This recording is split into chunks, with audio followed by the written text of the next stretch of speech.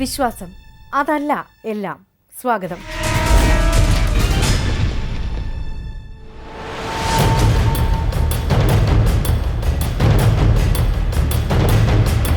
മാനവകുലത്തിന്റെ ഭാഗ്യനിർഭാഗ്യങ്ങളും ജയപരാജയങ്ങളും നിയന്ത്രിക്കുന്നത് അനന്തതയിലുള്ള ആകാശഗോളങ്ങളോ? പിറന്നു വീഴുന്ന കുഞ്ഞിന്റെ ഭാവി നിർണയിക്കുന്നതും നക്ഷത്ര സഞ്ചയമോ? മനുഷ്യജീവിതത്തെ ജ്യോതിഷം സ്വാധീനിക്കുന്നുണ്ടോ? അതോ ജ്യോതിഷം കപടശാസ്ത്രമോ? ജ്യോതിഷം ഒരു ശാസ്ത്രമല്ല, അത് വെറും മിഥ്യയാണ് എന്നുള്ള രീതിയിൽ തള്ളിക്കളയുന്ന ആളുകളുണ്ട്. പക്ഷേ ആ വിഷയത്തെക്കുറിച്ച് ആധികാരികമായിട്ട് ജ്ഞാനമില്ലാത്തതായ ആളുകൾ അതേക്കുറിച്ച് പൂർണ്ണമായിട്ട് വിമർശിക്കും. ജ്യോതിഷത്തെക്കുറിച്ച് കെപ്ലർ പറഞ്ഞൊരു അഭിപ്രായമുണ്ട്. കുലീനയായ മാതാവിൻ്റെ കുലടയായ മകളാണ് ജ്യോതിഷമെന്നാണ്. ജനങ്ങളെ കളിപ്പിക്കാൻ പറ്റിയ ശാസ്ത്രത്തിൻ്റെ മേലങ്കി അണിഞ്ഞിട്ടുള്ള ഒരു വിദ്യ എന്നേ പറയാൻ പറ്റത്തുള്ളൂ അതേക്കുറിച്ച്. ജ്യോതിഷം വളരെ പ്രാഥമികമായും ഒരു പ്രോബബിലിറ്റിയുടെ സാധ്യതകളാണ് ഉന്നയിക്കുന്നത്. അതിന് യാതൊരു സംശയമില്ല. അപ്പോൾ അതുകൊണ്ട് തന്നെ ഇത് പൂർണ്ണമായും തള്ളിക്കളയാനും അത് പൂർണ്ണമായും സ്വീകരിക്കാനും നമുക്ക് കഴിയുന്നില്ല. വിശ്വാസങ്ങൾ ഏതുവരെയാകാം? വിശ്വാസങ്ങളുടെ തിക്കിത്തിരക്കിൽ അത് ചിലപ്പോൾ മനുഷ്യരുടെ സ്വൈര ജീവിതത്തിന് തന്നെ തടസ്സം സൃഷ്ടിക്കാറുണ്ടോ? വിശ്വാസങ്ങൾ ആചാരമായി മാറുമ്പോൾ അല്ലെങ്കിൽ അവ പ്രാവർത്തികമാകുമ്പോൾ ചിലപ്പോൾ ക്രിമിനൽ സ്വഭാവം തന്നെ കൈവരിക്കാറുണ്ടെന്ന് തീർച്ച. ഇത്തരം പ്രശ്നങ്ങളെ സാധൂകരിക്കുന്ന വിഷയങ്ങളാണ് നമ്മൾ ഈ വേദിയിൽ പരിഗണനാവിധേയമാക്കിക്കൊണ്ടിരിക്കുന്നത്. ഇനി ഇവയ്ക്കെല്ലാം ഉപരി വിശ്വാസങ്ങൾ യാഥാർത്ഥ്യങ്ങളെ എത്രമാത്രം സ്വാധീനിക്കുന്നു? അങ്ങനെ ചിന്തിക്കുമ്പോൾ ഇന്ന് നമ്മൾ പരിഗണനാവിധേയമാക്കുന്നതും ഒട്ടേറെ പഠനങ്ങൾക്കും വിമർശനങ്ങൾക്കും വിധേയമായിട്ടുള്ള ഒരു വിഷയമാണ്. ഹിന്ദുമത വിശ്വാസികൾക്കിടയിൽ പ്രാചീന കാലം മുതൽക്കേ നിലനിന്നിരുന്നതും ഇന്ന് അന്യമത വിശ്വാസികളിലേക്കും പടർന്നുകൊണ്ടിരിക്കുന്നതുമായ ജ്യോതിഷം. ജ്യോതിഷം, ജാതകം ഇവയ്ക്കൊക്കെ ശാസ്ത്രീയമായ ഒരു അടിസ്ഥാനമുണ്ടോ? അതോ അത് അന്ധവിശ്വാസം മാത്രമോ?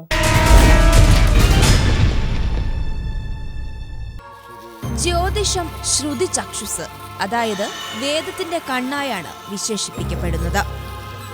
ജ്യോതിഷത്തിന് മറ്റു വേദാംഗങ്ങളെക്കാൾ വളരെയധികം പ്രാധാന്യം നൽകിയിട്ടുണ്ടെന്ന് ഇതിൽ നിന്ന് തന്നെ മനസ്സിലാക്കാമെന്നാണ് അതിനെ അനുകൂലിക്കുന്നവരുടെ അവകാശവാദം.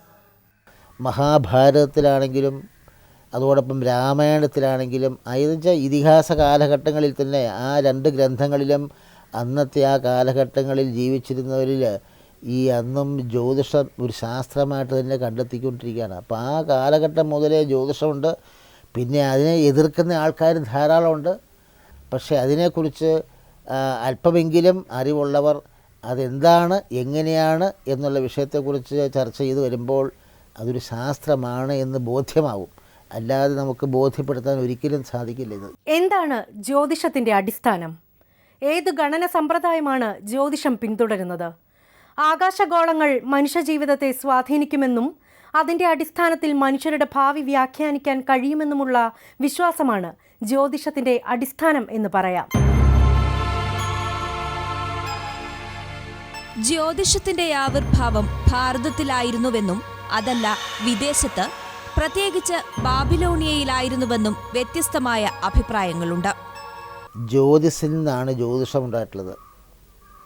ഇപ്പോൾ അസ്ട്രോണമി എന്ന് പറയുമ്പോൾ തന്നെ വാനശാസ്ത്രവും അസ്ട്രോളജി എന്ന് പറയുമ്പോഴത്തേക്കും അത് ജ്യോതിഷവുമായിട്ട് വരിക. അപ്പോൾ ഈ വാനശാസ്ത്രവും അതിൽ ഈ പറഞ്ഞ ജ്യോതിശാസ്ത്രവും, ജ്യോതിസ് എന്ന് പറയുമ്പോൾ തന്നെ പ്രകാശധാരയെ കാണിക്കുന്ന സൂര്യബിംബത്തിൽ നിന്നാണ്, സൂര്യനിലാണ് ഇതിൻ്റെ ഏറ്റവും പ്രധാനപ്പെട്ട ഒരു കഥാപാത്രമായിട്ട് ഇരിക്കുന്നത്. അപ്പോൾ ആ സൂര്യൻ, ചന്ദ്രൻ, ചൊവ്വ, ബുധൻ, വ്യാഴം, ശുക്രൻ, ശനി, രാഹു, കേതുക്കൾ, ഇപ്പോൾ ഈ ഇത്രയും ഗ്രഹങ്ങളാണ് ഇപ്പോൾ നമ്മൾ ഈ ജ്യോതിഷത്തിൽ വരുന്നത്. ഭൂമി പരന്നതാണെന്നും ഭൂമിയാണ് പ്രപഞ്ചത്തിൻ്റെ കേന്ദ്രമെന്നുള്ള ഒരു ജിയോസെൻട്രിക് തിയറി എന്നാണ് എൻ്റെ പറയുന്നത്. അപ്പോൾ ഭൂമിയാണ് പ്രപഞ്ചത്തിൻ്റെ കേന്ദ്രമെന്ന് വിചാരിച്ചിരുന്ന വളരെ പഴയ ഒരു കാലഘട്ടത്തിലാണ്, സങ്കല്പത്തിലാണ് ഈ ജ്യോതിഷം എന്ന് പറയുന്നത് സംജ്ഞ ഉണ്ടാകുന്നത് തന്നെ. മാത്രമല്ല ഗ്രഹങ്ങളെന്ന് പറയുന്ന 5 ഉള്ളെന്നും, പിന്നെ ഭൂമി പരന്നതാണെന്നും ഭൂമിയുടെ മുകളിലുള്ള മേലാപ്പാണ് ആകാശമെന്നൊക്കെയുള്ള വളരെ പ്രാചീനമായ ചിന്താപത്തിയുള്ള കാലഘട്ടത്തിൽ നിന്നുണ്ടായതാണ് ജ്യോതിഷം എന്ന് പറയുന്നത്. ഈ ജ്യോതിഷത്തിൽ പറയുന്ന ഗ്രഹങ്ങളൊന്നും നമ്മുടെ ഇവിടെയുള്ള ഗ്രഹങ്ങളല്ല. ഒന്ന് സൂര്യൻ്റെ ഒരു ഗ്രഹമാണ് ജ്യോതിഷത്തിൽ. ചന്ദ്രൻ ഗ്രഹമാണ്, രാഹുവും കേതും ഗ്രഹമാണ്. പിന്നെ നമ്മളിപ്പം പറയുന്ന സൗരയൂഥത്തിലെ യുറാനസും നെപ്റ്റ്യൂണും പ്ലൂട്ടോയും ഒന്നും ഈ ജ്യോതിഷത്തിലെ ഗ്രഹങ്ങളുമല്ല. സൂര്യനൊരു നക്ഷത്രമാണ്, ഗ്രഹമല്ല എന്ന് എല്ലാവർക്കും അറിയാം. ചന്ദ്രനൊരു ഗ്രഹമല്ല, ഉപഗ്രഹമാണെന്നറിയാം. രാഹുവും കേതു എവിടെയാണെന്ന് ചോദിച്ചാൽ, ഏതാണെന്ന് ചോദിച്ചാൽ ജ്യോതിഷന്മാർക്ക് പോലും അറിയാൻ വയ്യ. അതിപ്രാചീന കാലത്ത് ഭാരതത്തിലെ മഹർഷിമാർ വാനനിരീക്ഷണത്തിന്റെ അടിസ്ഥാനത്തിൽ കാലഗണനയും സമയഗണനയും നടത്തിയിരുന്ന സങ്കേതമാണ് പിന്നീട് ജ്യോതിഷമായി വളർന്നത് എന്നാണ് ഒരഭിപ്രായം. എന്നാൽ ആദ്യകാലത്ത് ദിക്കറിയുന്നതിനും കാലഗണനയ്ക്കുമൊക്കെയായി പുരോഹിതന്മാരും സഞ്ചാരികളും കർഷകരും മറ്റും ഉപയോഗിച്ചിരുന്ന രീതിയിൽ നിന്ന് ഫലഭാഗ ജ്യോതിഷം എന്ന ഗണനാ സമ്പ്രദായം വികസിപ്പിച്ചത് ക്രിസ്തുവിനു മുൻപ് 7-ാം നൂറ്റാണ്ടിൽ ബാബിലോണിയയിലാണ് എന്നതാണ് രണ്ടാമത്തെ വാദം. നവഗ്രഹങ്ങളുടെയും നക്ഷത്രങ്ങളുടെയും സ്ഥാനം കണക്കാക്കി ഗ്രഹനിർണയം, മുഹൂർത്ത ചിന്ത, ഫലനിർണയം, ഭാവി പ്രവചനം മുതലായവ നടത്തുന്ന രീതിയാണ് ഫലഭാഗ ജ്യോതിഷം. ഗ്രഹങ്ങളുടെ സ്ഥാനം ഒരു വ്യക്തിയുടെ ഭാവിയെ സംബന്ധിച്ച സൂചനകൾ നൽകുന്നു എന്ന വിശ്വാസം ബാബിലോണിയയിലെ കാൽദിയൻ പുരോഹിതന്മാരാണ് പ്രചരിപ്പിച്ചതെന്നും അലക്സാണ്ടറുടെ പടയോട്ടത്തോടെ ഇത് മറ്റു സ്ഥലങ്ങളിലേക്കും വ്യാപിക്കുകയായിരുന്നുവെന്നും ചില ചരിത്രരേഖകൾ സാക്ഷ്യപ്പെടുത്തുന്നു. ക്രിസ്തുവിനു മുൻപ് 2-ാം നൂറ്റാണ്ടോടെ ഫലഭാഗ ജ്യോതിഷം ഇന്ത്യയിലും പ്രചാരത്തിലാവുകയും അത് പിന്നീട് ഇന്നത്തെ രീതിയിലേക്ക് വളരുകയും ചെയ്തുവത്രേ. പൊതുവായ ഒരു ശാസ്ത്രക്രമത്തിൻ്റെ അടിസ്ഥാനത്തിലല്ല ഞാൻ പറയുന്നത്. അതിൻ്റേതായ ഒരു ശാസ്ത്രീയ രീതിയിൽ സമീപിച്ചാൽ ജ്യോത്സ്യത്തിൽ കുറച്ചൊക്കെ ഈ ഇൻറ്റ്യൂറ്റീവ് ആയ ക്രമങ്ങൾ, അതായത് ആത്മജ്ഞാനത്തിൻ്റെ ഒരു ദർശനം അതിനുണ്ട്. പക്ഷേ ജ്യോത്സ്യത്തിന് പറ്റിയ പ്രശ്നം എന്താണെന്ന് ചോദിച്ചു കഴിഞ്ഞാൽ, ഈ പുതിയ കാലത്ത് മനുഷ്യൻ്റെ ആശങ്കകൾ വർദ്ധിക്കുകയും ധനത്തോടും മറ്റുമുള്ള ആർത്തി കൂടുകയും, ഇപ്പോൾ ഉദാഹരണത്തിന് വിദേശ ജോലി ലഭിക്കുക, മികച്ച വിവാഹം ലഭിക്കണം, അതുപോലെ മരണം മരണഭീതി അകറ്റാനുള്ള ശ്രമങ്ങൾ ആരംഭിക്കുക. ഇത്തരം കാര്യങ്ങളൊക്കെ വന്നതുകൂടി ഇതൊരു വലിയ വാണിജ്യ ഒരു തന്ത്രമായിട്ട്, വാണിജ്യത്തിൻ്റെ ഒരു മേഖലയായിട്ട് മാറിയിട്ടുണ്ട്. പ്രാചീന കാലത്ത് നഗ്ന നേത്രങ്ങൾ കൊണ്ട് നിരീക്ഷിക്കാമായിരുന്ന നക്ഷത്രങ്ങളെയും ഗ്രഹങ്ങളെയും നിരീക്ഷിച്ചാണ് ജ്യോതിഷത്തിന്റെ വളർച്ചയുണ്ടായത്. സൂര്യൻ, ചന്ദ്രൻ, ബുധൻ, ശുക്രൻ, ചൊവ്വ, വ്യാഴം, ശനി എന്നീ 7 ആകാശവസ്തുക്കളും ചാന്ദ്രപഥവും ക്രാന്തിവൃത്തവും സംയോജിക്കുന്ന സ്ഥാനങ്ങളെ വിശേഷിപ്പിക്കുന്ന രാഹു, കേതു എന്നീ സ്ഥാനങ്ങളും ചേർത്ത് നവഗ്രഹങ്ങളുള്ളതായി പ്രാചീനർ സങ്കല്പിച്ചു. സൂര്യനെയും ചന്ദ്രനെയും രാഹുവിനെയും കേതുവിനെയും ഗ്രഹങ്ങളായാണ് ഈ മാതൃകയിൽ സങ്കല്പിച്ചിരുന്നത്. ഒരാൾ ജനിക്കുന്ന സമയത്തുള്ള നവഗ്രഹങ്ങളുടെ സ്ഥാനം അടയാളപ്പെടുത്താൻ സാധിച്ചാൽ പിന്നീട് എത്ര നാളുകൾ കഴിഞ്ഞാലും ആ സമയത്തെ നവഗ്രഹങ്ങളുടെ സ്ഥാനം മനസ്സിലാക്കി അയാളുടെ പ്രായം കണക്കാക്കുവാൻ ഈ സങ്കേതത്തിലൂടെ കഴിഞ്ഞിരുന്നു. ഇന്നും ജ്യോതിഷത്തിന്റെ അടിസ്ഥാന തത്വം അതുതന്നെയാണെന്ന് പറയാം.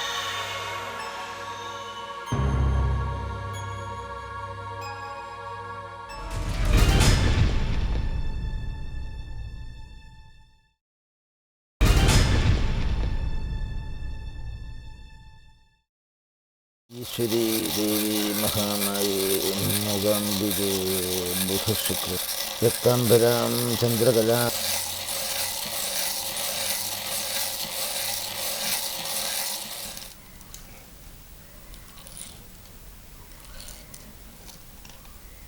ആരെ സംബന്ധിച്ചാണ് പ്രശ്നം അറിയുന്നതെങ്കിൽ ആ വ്യക്തിയുടെ നാളും പേരും വെച്ചിട്ട് അത് നാളും പേരും വീട്ടുപേരും ഒക്കെ വെച്ചതിന് ശേഷം അയാളെ സംബന്ധിക്കുന്ന എല്ലാ ഗുണദോഷങ്ങളും സത്യമായിട്ട് വരണമേ ഈശ്വര എന്നുള്ള സങ്കല്പത്തിൽ ദൈവജ്ഞൻ അയാളുടെ ഈശ്വരന്മാരെ ധർമ്മദൈവങ്ങളെല്ലാം മനസ്സിൽ ധ്യാനിച്ചുകൊണ്ട് രാശി വയ്ക്കുകയാണ് ആദ്യത്തെ ചടങ്ങ്. ഇപ്പോൾ നമ്മുടെ ചാനലിൻ്റെ പേര് ഇന്ത്യ വിഷൻ എന്നുള്ള ചാനലിൻ്റെ പേര് രാശി വയ്ക്കുക.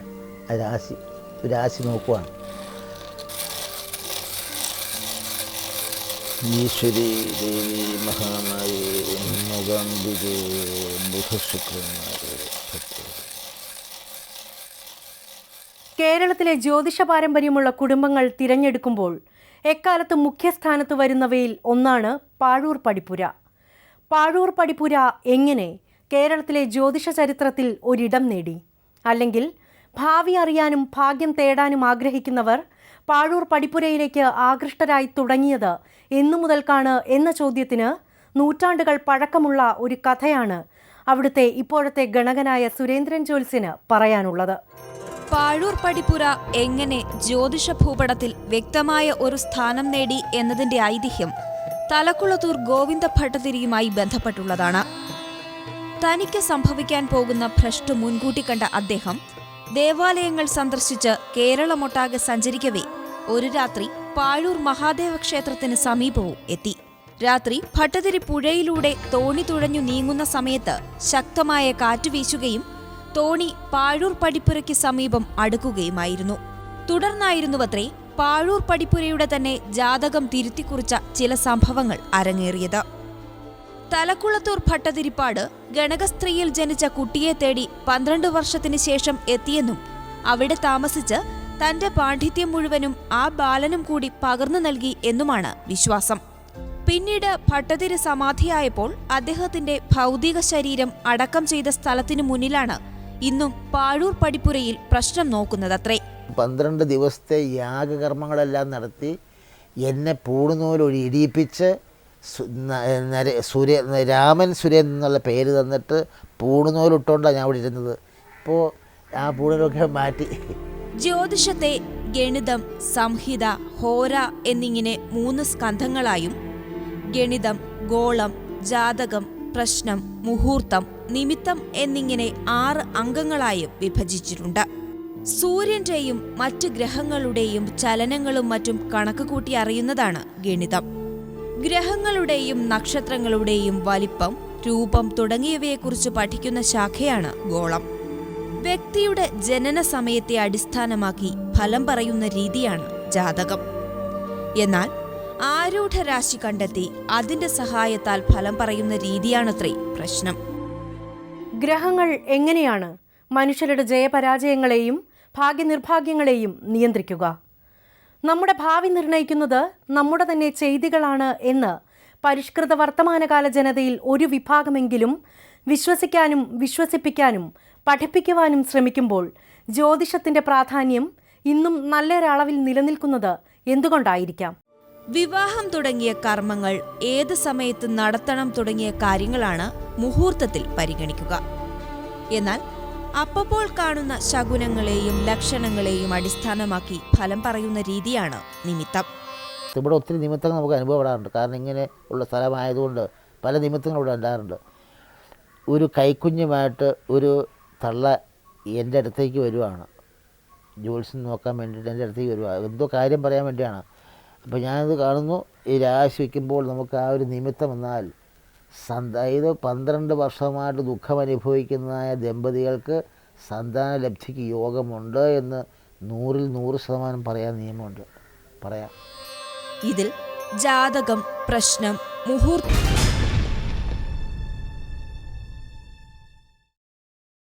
യുക്തിവാദികൾ മാത്രമല്ല, പുരോഗമനാശയങ്ങൾ പ്രചരിപ്പിക്കാൻ ശ്രമിക്കുന്ന നിരവധി വ്യക്തികളും സംഘടനകളുമൊക്കെ എക്കാലത്തും കണക്കിന് വിമർശന വിധേയമാക്കുന്ന ഒന്നാണ് ജ്യോതിഷം. എന്നാൽ ജ്യോതിഷത്തിനെതിരെയുള്ള വിമർശനങ്ങൾ കണക്കിലെടുത്തുകൊണ്ട് തന്നെ അത്തരം എതിരഭിപ്രായങ്ങൾക്ക് കൃത്യമായ മറുപടി നൽകാൻ ശ്രമിക്കുകയാണ് സുരേന്ദ്രൻ ജ്യോത്സ്യൻ. ജ്യോതിഷം കപടശാസ്ത്രമാണ്, അതിന് ശാസ്ത്രീയമായ യാതൊരു അടിസ്ഥാനവുമില്ല തുടങ്ങിയ വിമർശനങ്ങൾ ഉന്നയിക്കുന്നവർ യഥാർത്ഥത്തിൽ അതേക്കുറിച്ച് വേണ്ടത്ര പഠിക്കാനും മനസ്സിലാക്കാനും ശ്രമിക്കാത്തതാണ് വിമർശനങ്ങൾക്ക് കാരണം എന്നാണ് ജ്യോതിഷത്തെ അനുകൂലിക്കുന്നവരുടെ അഭിപ്രായം. പൂജാതൻ എന്നാണ് അതിന് പറയുന്നത്. ഭൂമിയിൽ ജാതനായി തീരുന്ന സമയമാണ്. അപ്പോൾ കുട്ടിയെ പ്രസവിച്ചു. ആ പ്രസവിച്ചതായ കുട്ടി നമ്മുടെ പ്രാണവായു ശ്വസിക്കുന്ന സമയം, ഈ ഭൂമണ്ഡലത്തിലുള്ള വായു ശ്വസിക്കുന്ന സമയമാണ് ആ ഒരു ജീവചൈതന്യം ആ സമയം എടുക്കുന്നത്. അല്ല ഇപ്പോൾ ഗർഭം പ്രൊഡക്ഷൻ ഉണ്ടായ സമയത്ത് കണക്കാക്കുന്ന ഒരു വിഷയം പറയുന്നില്ല. ഏതാണ് ജനന സമയം? കുട്ടി പുറത്തേക്ക് വരുന്ന ഗർഭപാത്രത്തിൽ പുറത്തേക്ക് വരുന്ന സമയമാണോ? അതോ കുട്ടി ജനിച്ച് വീഴുന്ന സമയമാണോ? അതോ പൊക്കിൾക്കൊടി മുറിക്കുന്ന സമയമാണോ? അതോ ഏത് സമയമാണ് ജനന സമയം? സിസേറിന് ഇപ്പം നമുക്കറിയാം, സിസേറിയൻ നടത്തുന്ന കേസിലാണെന്നുണ്ടെങ്കിൽ അതൊരു കൃത്രിമമായ ജനനമാണ്, നാച്ചുറൽ അല്ല. അപ്പോൾ അതിൽ സമയം ശരിയാണ്. ഇനി ഫോഴ്സ് ഓഫ് ഡെലിവറി എന്ന് പറഞ്ഞൊരു ഡെലിവറി ഉണ്ട്. കുട്ടികൾ പുറത്ത് വരാൻ ബുദ്ധിമുട്ടുണ്ടെങ്കിൽ ആ ഫോഴ്സ് ഓഫ് ഇടുന്ന സമയമാണ്, ഫോഴ്സ് ഓഫ് പുറത്തേക്ക് വരുന്ന സമയമാണ്. ശരിക്കും ജനനസമയം ഇതൊന്നുമല്ല. ശരിക്കും ജനനസമയം എന്ന് പറഞ്ഞാൽ സ്ത്രീ പുരുഷ ബീജങ്ങൾ തമ്മിൽ ഗർഭപാത്രത്തിൽ വെച്ച് സംയോജിക്കുന്ന സമയമാണ് യഥാർത്ഥത്തിൽ ജനനസമയം. അത് ഏത് സമയം ഒരുത്തർ കണ്ടുപിടിക്കാൻ പറ്റും. ഭൂമിയോട് അടുത്തു നിൽക്കുന്നതിനാൽ നഗ്നനേത്രങ്ങൾക്ക് പണ്ടുമുതൽ തന്നെ കാണാൻ കഴിയുമായിരുന്ന വലിപ്പം കുറഞ്ഞ ആകാശഗോളങ്ങൾ മാത്രമാണല്ലോ ഭൂതഭാവി പ്രവചനങ്ങളിലെ കണക്കുകളിൽ സ്ഥാനം നേടിയത്. അങ്ങനെ ആ ഗോളങ്ങൾ മാത്രം മനുഷ്യജീവിതത്തെ, പ്രത്യേകിച്ച് അവരുടെ ഭാഗ്യനിർഭാഗ്യങ്ങളെ സ്വാധീനിക്കാനുള്ള യോഗ്യത കൈവരിച്ചുവെങ്കിൽ തന്നെ വളരെ ദൂരത്തിൽ സ്ഥിതി ചെയ്യുന്നതിനാൽ ആധുനിക ഉപകരണങ്ങൾ വഴി പിൽക്കാലത്തു മാത്രം കണ്ടെത്താനായ വലിയ വാനഗോളങ്ങൾക്ക് ജ്യോതിഷത്തിന്റെ കണക്കുകളിൽ പങ്കെടുക്കാൻ പോലും അവസരം ലഭിച്ചില്ല എന്നാണോ അർത്ഥമാക്കേണ്ടത്? അങ്ങനെ ചുരുക്കം ചില നക്ഷത്രങ്ങളെയും ഗ്രഹങ്ങളെയും മാത്രം അടിസ്ഥാനപ്പെടുത്തി ഒരു ജ്യോതിഷി നടത്തുന്ന പ്രവചനങ്ങൾക്ക് എത്രമാത്രം സത്യസന്ധതയാണ് ഉണ്ടാവുക? ഈ കമ്പോളത്തിലെ ഒരു പ്രത്യേകത, എനിക്കെന്ത് കിട്ടും, എനിക്ക് എവിടെ നിന്ന് കിട്ടും, എനിക്ക് ആരെ കിട്ടും എന്നുള്ള ആ ആക്രാന്തം അല്ലെ, അതിനെയാണ് ശരിക്കും പറഞ്ഞാൽ ഈ ജ്യോത്സ്യന്മാർ ചൂഷണം ചെയ്യുന്നത്. നക്ഷത്രങ്ങളുടെ കാര്യവും വ്യത്യസ്തമല്ലത്രേ. ഭൂമിയിൽ നിന്നും തുല്യദൂരത്തിൽ നിൽക്കുന്നവയല്ല നക്ഷത്രങ്ങൾ. അവ തമ്മിൽ അനേകം പ്രകാശവർഷങ്ങളുടെ അകലമുണ്ടാവാം. അതുകൊണ്ട് തന്നെ നമ്മൾ കാണുന്ന പല നക്ഷത്രങ്ങളും ഇന്ന് അവിടെ ഉണ്ടാവണമെന്നില്ല. കൂടാതെ നമ്മൾ ഇതുവരെ കാണാത്ത നക്ഷത്രങ്ങൾ എത്രയോ വർഷങ്ങൾക്ക് മുൻപേ രൂപമെടുത്തിട്ടുള്ളവയുമാകാം. ഉദാഹരണത്തിന്, ഭൂമിയിൽ നിന്നും 1000 പ്രകാശവർഷങ്ങൾ അകലെ സ്ഥിതി ചെയ്യുന്ന ഒരു നക്ഷത്രത്തിന് ഇന്ന് മരണം സംഭവിച്ചാൽ മനുഷ്യർ അതറിയുന്നത് അനേകം വർഷങ്ങൾക്ക് ശേഷമായിരിക്കുമല്ലോ. ഇനി ആ നക്ഷത്രം പണ്ടെങ്ങോ എരിഞ്ഞടങ്ങിയതാണെങ്കിലോ നമ്മുടെ ദൃഷ്ടിയിൽ നിന്നും അത് മറയുന്നത് ഇപ്പോൾ മാത്രമാവും. നക്ഷത്രങ്ങളുടെ അവസ്ഥ ഇങ്ങനെയൊക്കെ ആയിരിക്കെ അവയെ അടിസ്ഥാനമാക്കിയുള്ള ഒരു ഗണന സമ്പ്രദായത്തിന് എത്രമാത്രം സാധുത ഉണ്ടാവൂ എന്നും വിമർശകർ ചോദ്യം ഉന്നയിക്കുന്നു. വിശ്വാസങ്ങൾ ഇങ്ങനെയാണ്. എത്രയൊക്കെ വിമർശന ബുദ്ധിയോടെ അതിനെ നിരീക്ഷണ വിധേയമാക്കിയാലും പിന്നെയും എവിടെയോ എന്തൊക്കെയോ പിടിതരാതെ ബാക്കി നിൽക്കും. ഉന്നത വിദ്യാഭ്യാസം, പുരോഗമന ചിന്താധാര ഇവയൊക്കെ സ്വായത്തമാക്കിയെങ്കിലും പിന്നെയും ജ്യോതിഷം, ജാതകം തുടങ്ങിയവയിൽ കുടുങ്ങി പല കുടുംബ ബന്ധങ്ങളും ശിഥിലമാകുന്നത് എന്തുകൊണ്ടാവാം? ചൊവ്വാദോഷം പോലെയുള്ള ഭയാനകമായി ചിത്രീകരിക്കപ്പെടുന്ന ജാതകദോഷങ്ങളിൽ കുടുങ്ങി സാധാരണ ജനത അസ്വസ്ഥമാകുന്നത് എന്തുകൊണ്ടാവാം? ചിന്താശക്തി വളർത്തുന്ന ഒരു വിദ്യാഭ്യാസത്തിൻ്റെ അഭാവമാണോ ഇന്നും നല്ലൊരു വിഭാഗം ജനത്തെയും അന്ധവിശ്വാസങ്ങളിൽ കുരുക്കിയിടുന്നത്? തീർച്ചയായും ഏറെ പഠനത്തിനും ചിന്തകൾക്കും ഇനിയും വഴിയൊരുക്കുന്ന വിഷയം തന്നെ അത്. ജ്യോത്സ്യം കൈകാര്യം ചെയ്യുന്നത് അച്ചിട്ട ഫലം തന്നെയാണ്. അത് വളരെ സൂക്ഷ്മതയോടുകൂടി, ഈശ്വരഭക്തിയോടുകൂടി വയ്ക്കുന്ന രാശി കറക്റ്റായിരിക്കും. 10 ലക്ഷം രൂപയുടെ ഓഫർ ജ്യോത്സ്യന്മാർക്ക് കൊടുത്തിട്ടുണ്ട്. ഇന്ന് വരെ ഒരാൾ പോലും ഇതുവരെ അതൊരു ഇതെടുക്കാൻ തയ്യാറായിട്ടില്ല. അവർ ഞങ്ങളൊരു 10 പേരുടെ ജനനസമയം കൊടുക്കാം. അവർ 10 ജ്യോത്സ്യന്മാരിൽ ആ ജ്യോത്സ്യന്മാർ അവർ ആണാണോ പെണ്ണാണോ, അവർ ജീവിച്ചിരിക്കുന്നുണ്ടോ മരിച്ചോ, അവരുടെ ഇപ്പോഴത്തെ അവസ്ഥ എന്താണെന്ന് പറയട്ടെ. ഞങ്ങളൊരു നോട്ട് ഒരു കവറിലിട്ട് ഒരാളെ ഏൽപ്പിക്കാം, അല്ല താങ്കളെ ഏൽപ്പിക്കാം. അതിൻ്റെ നമ്പർ ഏതെങ്കിലും ഒരു ജ്യോത്സ്യന് പറയാമെങ്കിൽ ഗണിച്ച് പറയാമെന്നുണ്ടെങ്കിൽ 10 ലക്ഷം രൂപ കൊടുക്കാം. യാദൃച്ഛികതയാണ് ജ്യോത്സ്യത്തിൻ്റെ അടിസ്ഥാനം എന്നുള്ളതാണ്. അതായത് പ്രവചിക്കുന്നു, കുറേ കാര്യങ്ങൾ പ്രവചിക്കുന്നു, അതിൽ കുറച്ചൊക്കെ ശരിയാകുന്നു. അപ്പോൾ ശരിയായ കാര്യങ്ങൾ മാത്രം പുറത്തു വരികയും തെറ്റായ കാര്യങ്ങൾ പുറത്തു വരാതിരിക്കുകയും ചെയ്യുന്നത് കൊണ്ടാണ് ജ്യോത്സ്യത്തിൻ്റെ ശാസ്ത്രീയത ഇങ്ങനെ കൂടുതൽ ഊന്നി പറയപ്പെടുന്നത് എന്നൊരു വാദം ഇതിനെ എതിർക്കുന്നതിലുണ്ട്. ഈ പരിപാടിയെക്കുറിച്ചുള്ള നിങ്ങളുടെ അഭിപ്രായങ്ങൾ, ഇത്തരം വിശ്വാസങ്ങൾ നിങ്ങളെ എത്രമാത്രം സ്വാധീനിക്കുന്നു? ഞങ്ങളെ അറിയിക്കുക. അറിയിക്കേണ്ട വിലാസം: ടു ദ പ്രൊഡ്യൂസർ, വിശ്വാസം അതല്ല എല്ലാം, India vision, 22 tower, Padivattom, Kochi 24. Email വിശ്വാസം@indiavisiontv.com. അടുത്തയാഴ്ച മറ്റൊരു വിഷയവുമായി വീണ്ടും.